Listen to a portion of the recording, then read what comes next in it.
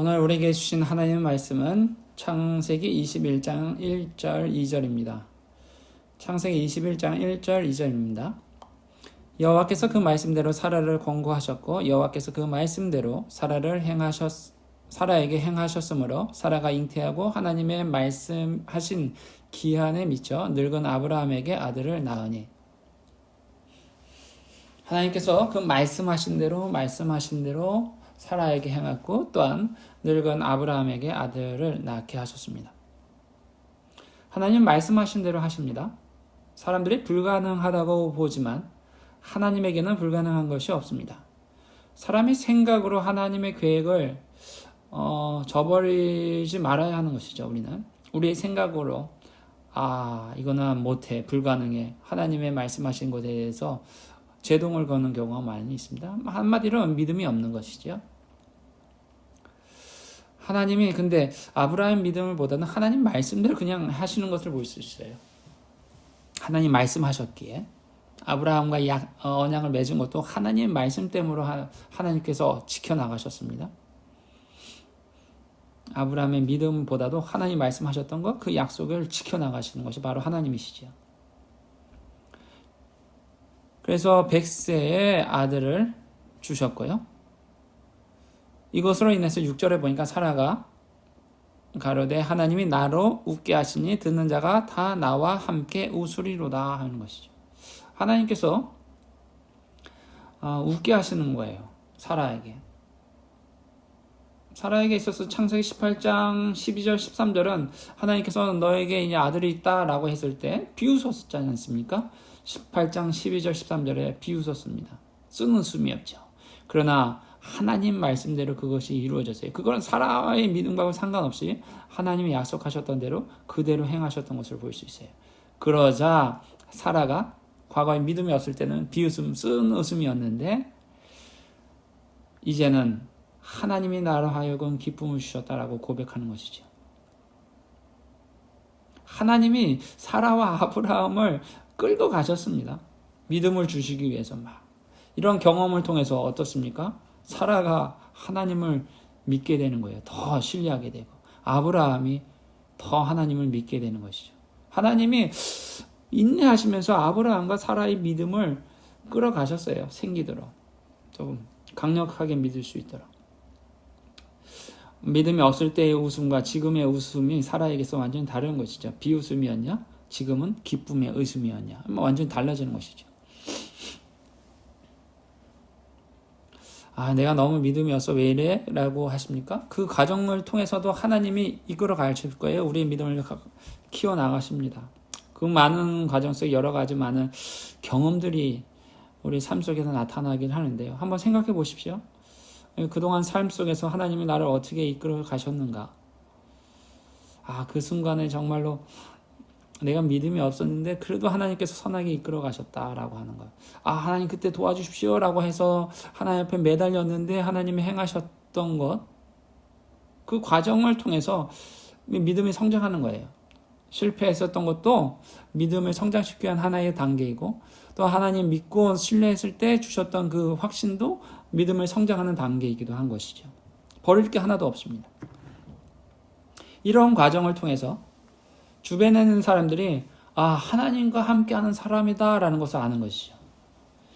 22절 볼까요? 20장 22절. 때 아비멜렉과 그 군대 장관 비골이 아브라함에게 말하여 가로되 내가 무슨 일을 하든지 하나님이 너와 함께 계시도다. 주변에 있는 사람들이 내가 무슨 일을 하든지 하나님이 너와 함께 하는구나 라는 것을 아는 것이죠.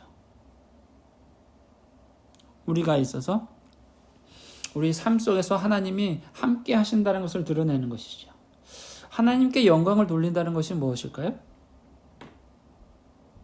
바로 하나님이 우리와 함께 계시다는 것을 드러내는 것이죠. 그게 하나님께 영광을 돌리는 것입니다. 주변에 있는 사람들이 정말로 너와 함께 하나님이 계시구나. 하나님에 대한 존재를 우리 삶 속에서 드러내게끔 하는 것이죠. 우리 삶에 형통케 되는 가운데서 어떤 일을 하든지 하나님께서 우리 길을 열어가시는 거예요. 주변에 있는 사람들이 아는 것. 그러나 또 이제 반면에 너무 힘든 어려운 상황인데 그럼에도 불구하고 그것을 지혜롭게 잘 해결해 나가는 거예요. 그걸 통해서 주변에 있는 사람들이 하나님이 함께 하는구나 라는 걸 아는 것이죠. 그러자 어떻게 됩니까? 언약을 맺습니다. 27절에 아브라함이 양과 소를 취하고 아비멜렉에게 주고 두 사람이 서로 언약을 맺으니라.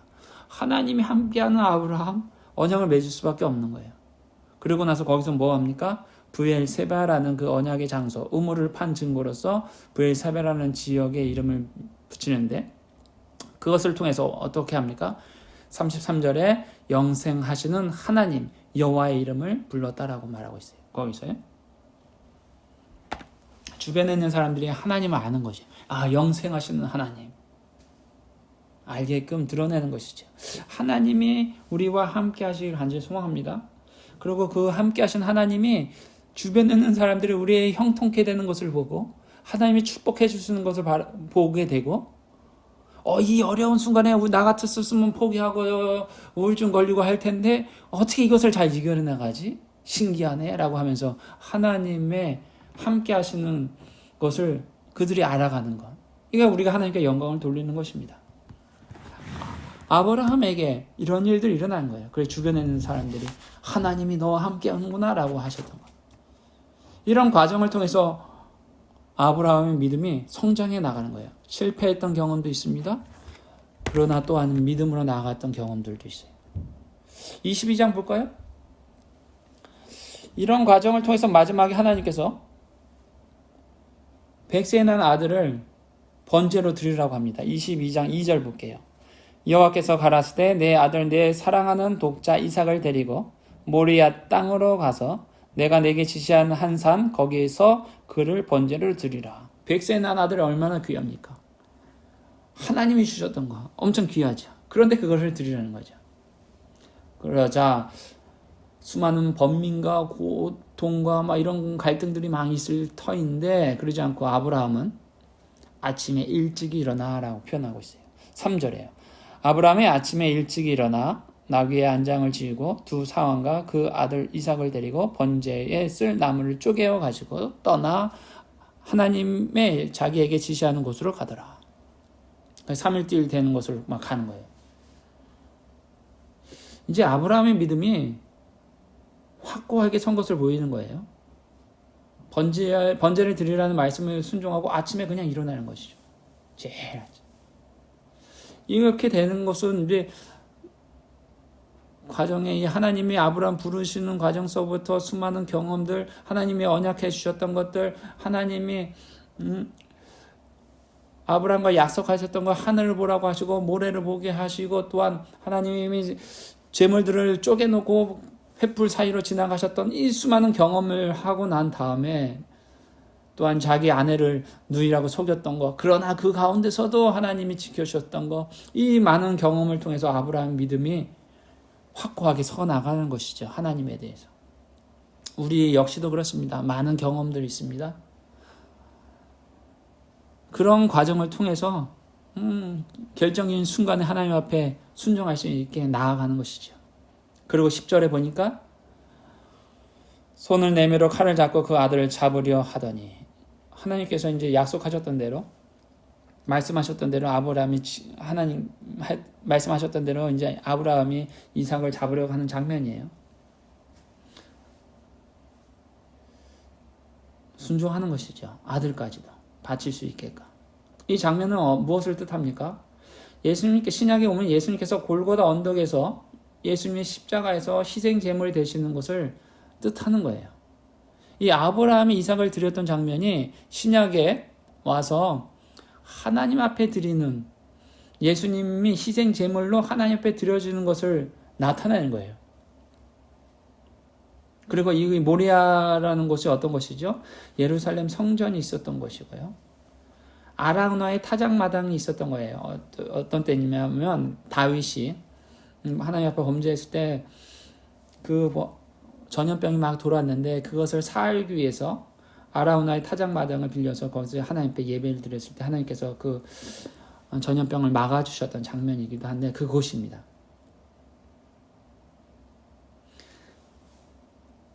아브라함이, 그리고 하나님께서 아브라함에게 됐다라고 하시면서 죽이지 말라고 하셨어요. 그러면서 이제 아브라함이 갖고 있었던 것은 어떤 믿음이었냐? 이삭을 죽이게 되면 하나님께서 다시 이삭을 살릴 거라는 부활의 믿음을 갖고 있었던 것이죠. 그래 이것이 어떻게 됩니까? 예수님을 통해서 다시 부활할 것에 대해서 이제 우리에게 나타내 주시는 거예요.